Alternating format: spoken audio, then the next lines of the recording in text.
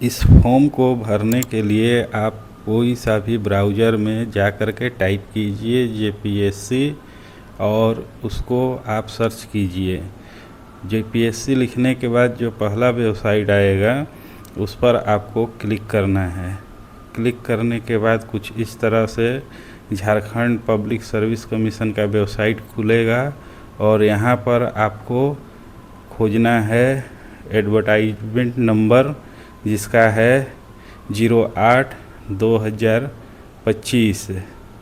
यहाँ पर लिखा हुआ है Jharkhand eligibility test 2024 advertisement number 08/2025। इस पर आप क्लिक कीजिए। जब आप इस पर क्लिक करेंगे तो यहाँ पर आप इससे आगे बढ़िएगा।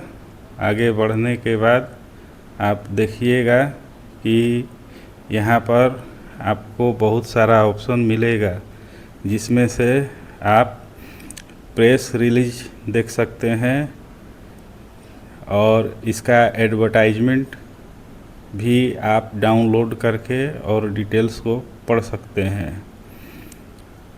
ये सब आप फॉर्म भरने का पहले अच्छी तरह से पढ़ लीजिए और आइए आपको अब बताते हैं कि किस तरह से इसको अप्लाई करना है। यहाँ पर आप क्लिक कीजिए। क्लिक करने के बाद फिर नया इंटरफेस कुछ इस तरह से खुलेगा। खुलने के बाद अगर आपने बैक 3 साल पहले जेपीएससी का कोई भी अगर फॉर्म को भरा है तो आपका ऑटोमेटिक ओटीआर नंबर डालने से आपका ले लेगा डिटेल्स। अगर आपने भरा है तो आपका न्यू रजिस्ट्रेशन में जा कर के रजिस्ट्रेशन करना होगा। न्यू रजिस्ट्रेशन पर जब आप क्लिक कीजिएगा तो यहाँ पर सबसे पहले आपको अपना आधार कार्ड नंबर और उसके बाद फिर आधार कार्ड का नंबर, फिर मोबाइल नंबर, मतलब जितना भी इसमें डिटेल्स डालना है आपको 2 बार कंफर्म करके डालना है। उसी तरह से आप नीचे जब जाइएगा तो यहाँ पर आपको अपना नाम भी 2 बार डालना है।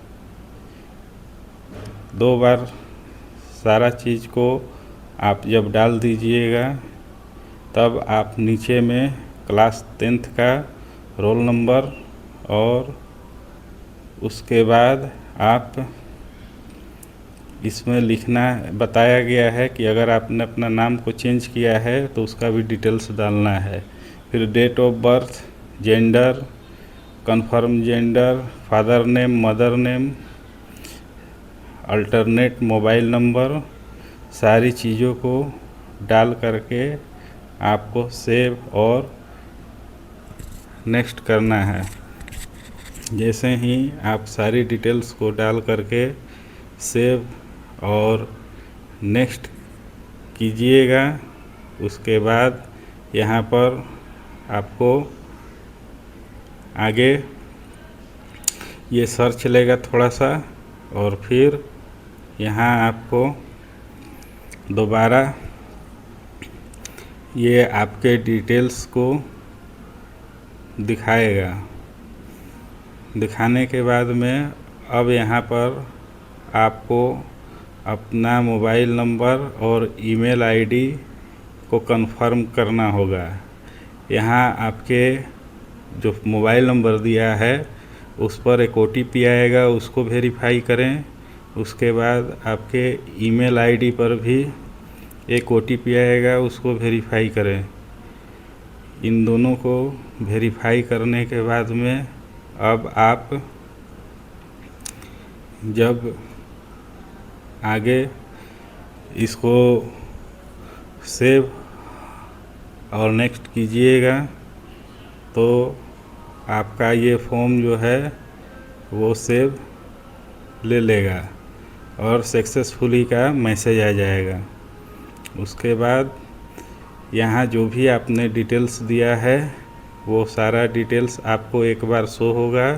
इन डिटेल्स को आप अगर सही है तो इसको आई एग्री पर क्लिक कीजिए, अगर सही नहीं है तो अपडेट में जाके फिर से इसको आप कंफर्म कर सकते हैं। OTR नंबर और आपके मोबाइल पर जो पासवर्ड गया हुआ है उस पासवर्ड को आप डाल करके और यहाँ पर चेंज पासवर्ड में आपको नया पासवर्ड बनाना है। पासवर्ड आप जो डालिएगा उसमें नंबर और एक स्पेशल कैरेक्टर को ज़रूर रखना है। इस तरह आपका जब नया पासवर्ड चेंज हो जाएगा तो फिर दोबारा आपको जो है OTR डाल करके और लॉगिन हो जाना है। जैसे ही आप लॉगिन होंगे तो पहला पेज जो आपका खुलेगा उसमें आपको फ़ोटो और सिग्नेचर को अपलोड करना है। फ़ोटो जो आप अपलोड कीजिएगा उसका साइज़ 10 KB से 200 KB के बीच में होना चाहिए और सिग्नेचर का साइज़ 4 KB से 30 KB के बीच में होना चाहिए। चलिए दोनों अब डाल करके आगे बढ़ते हैं। अब इसको आप सेव और नेक्स्ट कीजिएगा तो अब आप ऑर्डर डिटेल्स पर चले आइएगा। ऑर्डर डिटेल्स में आपको कैटेगरी डालना होगा। उसके बाद आर यू पर्सनल, डिसेबिलिटी अगर हैं वो डालना है। उसके बाद अगर आप एक्स सर्विसमैन हैं वो डालना है। नेशनली अपना डालना है। मटेरियल स्टेटस डालना है। डोमिसाइल स्टेट आपको अपना डालना है। उसके बाद आपको अपना कॉरेस्पोंडेंस एड्रेस को भी डालना है। ये सारा डिटेल्स आपको डाल लेना है और ये सारे डिटेल्स को आप बहुत सावधानी से इसको भरें। अगर आपका correspondence address permanent address same है तो आप वहां क्लिक करें। आइए अब इसको हमने भर लिया है। भरने के बाद सारे डिटेल्स को अच्छी तरह से देख लें। देखने के बाद आप फिर इसे सबसे नीचे जा कर के सेव एंड नेक्स्ट पर आप क्लिक करें। जब आप सेव और नेक्स्ट पर क्लिक कीजिएगा तो आपका जो है सक्सेसफुली डेटा सेव हो जाएगा। अब आपका अपना एजुकेशनल क्वालिफ़िकेशन को ऐड करना है। एजुकेशनल डिटेल्स में आप जो मैट्रिक, इंटर, BA और PG किए हैं वो डिटेल्स डाल करके और ऐड करना है। हमने यहाँ सारे चीज़ों को ऐड कर लिया है। उसके बाद नीचे सेव एंड नेक्स्ट को क्लिक किए।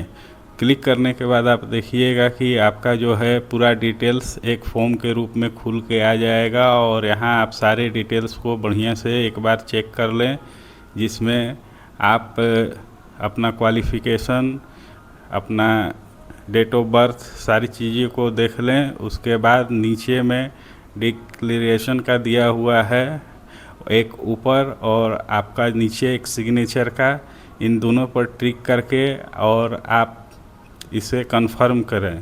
कंफर्म करने के बाद जो है आपको फिर से ये रीडायरेक्ट कर देता है लॉगिन पेज पर। फिर यहाँ OTR नंबर अपना डाल करके आप फिर से लॉगिन कीजिए और अपनी सारी डिटेल्स को एक बार फिर आप चेक कर लें। चेक करने के बाद अब यहाँ से आपका फॉर्म अप्लाई करने का लिंक जो है मिलेगा। यहाँ अप्लाई फॉर पोस्ट के लिए जो लिखा हुआ है यहाँ पर आप क्लिक करें।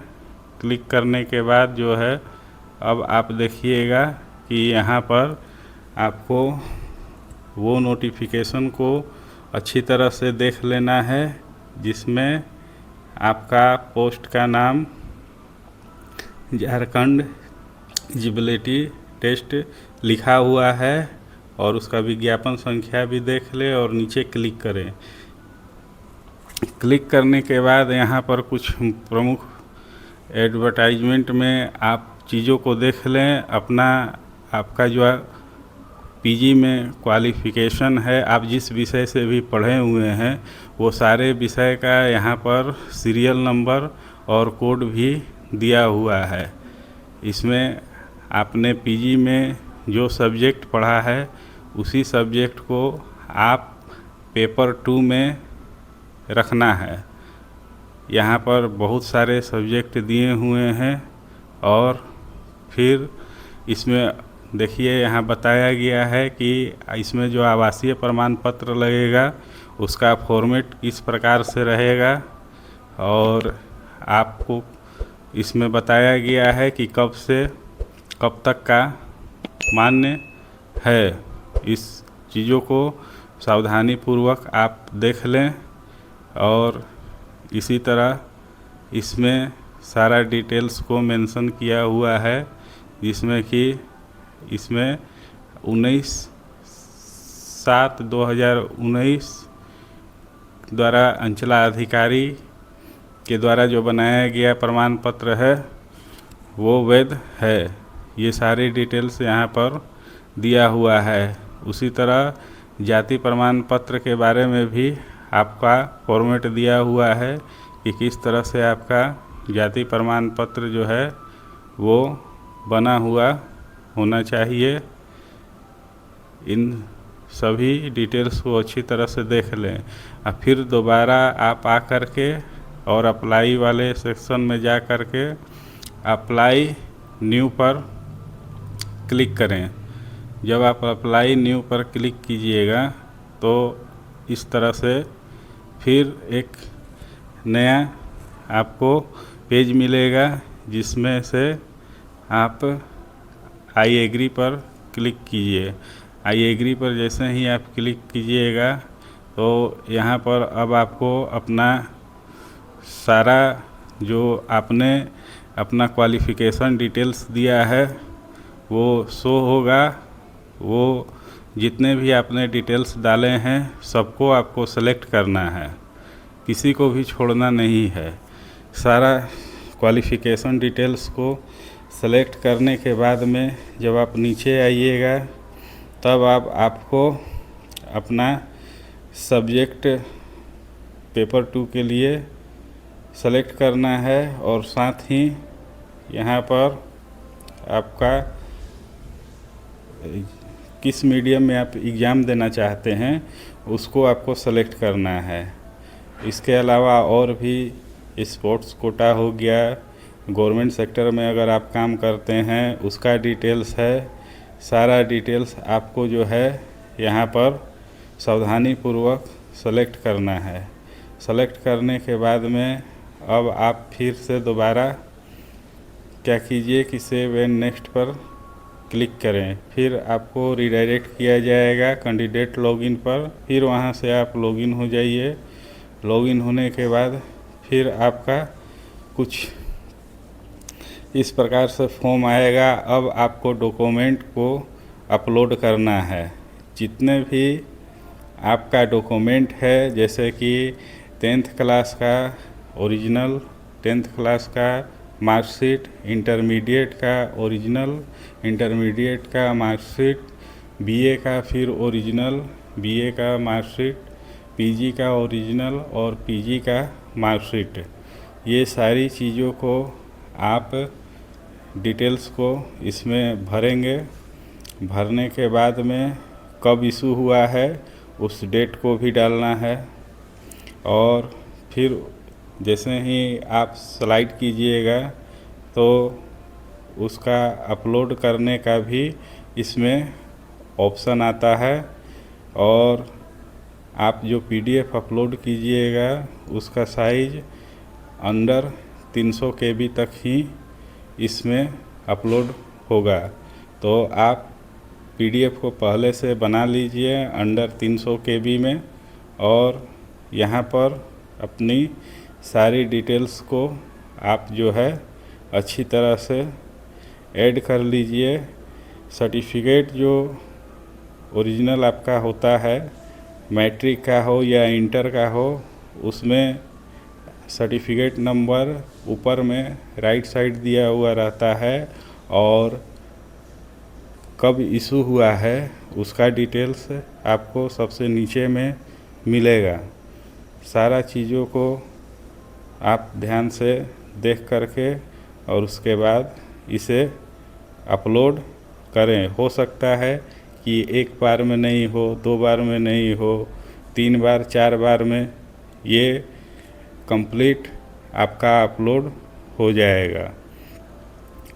उसके बाद जैसे ही आप इन सारे डिटेल्स को डाल दीजिएगा, उस डालने के बाद जब आप नीचे की ओर बढ़िएगा तो इसी में आपको अपना सेंटर भी 3 गो ऑप्शन मिलेगा, जिसमें आप 3 ऑप्शन में अपना रांची, बोकारो और जमशेदपुर कहीं भी आप अपना फर्स्ट, सेकंड और 3 चॉइस से डाल सकते हैं। उसके बाद आपको अपना एक आइडेंटिटी प्रूफ में या आधार कार्ड, वोटर कार्ड या फिर आप अपना पैन कार्ड का डिटेल्स इसमें डाल दें। डालने के बाद में अब आप फिर इस डेटा को सेव कीजिए। सेव करने के बाद में आपका ये डिटेल्स जो है पूरा कंप्लीट हो गया है। अब यहाँ पर आप देखिएगा कि आपका पूरा डिटेल्स जो है इस प्रकार एक फॉर्म के रूप में खुल करके और आ गया है। और इस फॉर्म को आप एक बार अच्छी तरह से बढ़िया से पढ़ लें। पढ़ने के बाद में आप देख लें कि कहीं कुछ गलती तो नहीं है। अगर गलती है तो आप फिर से इसको अभी सुधार कर सकते हैं, नहीं तो आगे भी एक बार मौका मिलेगा इसको सुधार करने का। लेकिन गलती करके क्या फ़ायदा है, आप अभी ही सुधार इसमें कर लीजिए।